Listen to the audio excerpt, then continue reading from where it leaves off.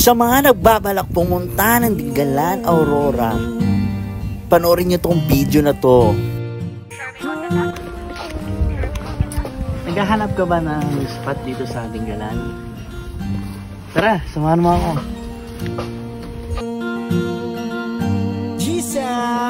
Halika at samahan mo ako upang mabawasan ang lungkot sa buhay mo.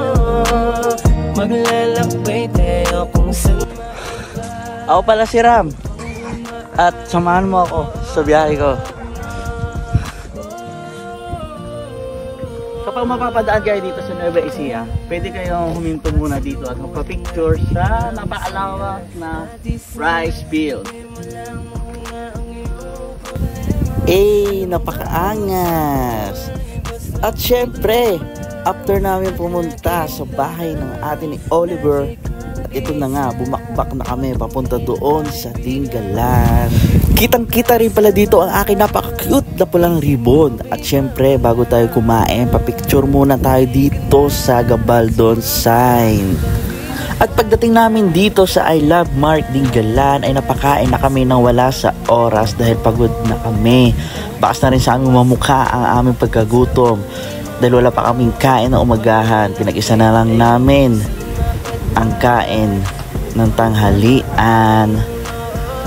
Marami rin pala dito nagbebenta ng mga souvenirs. At syempre, tinry din namin ang pinagmamalaki nila ditong human drone. At kayo na lang ang bahala magbigay ng tip kay Manong. Gabi na to kaya walang makakaagaw at mga tunay lang ang ating mga kasama. Ano pang inaantay mo, sarili ay handa na. Tsak sa gana, tayo sa tawa kapag kasama, buong barkada. Isip mo paper. At pagdating namin dito sa Dingalan Feeder Port ay agad na kami namalengke dahil pagdating daw doon sa isla ay wala daw masyadong bilihan. At kasunod doon ay agad na rin naming sinulat ang aming mga pangalan dahil nung araw na yon ay maraming tao. Pumila pa kami para sa aming bangka. Meron din palang bayad na 50 pesos per head ang environmental fee at 1.5 to 1.7 sa bangka. Good for 10 person na ito mga par. At syempre, safe na safe to mga par. Dahil bago kayo sumakay ng bangka, ay pagsusuotin nila kayo ng life vest. Oh, diba? Tuwang-tuwa mga bata, oh.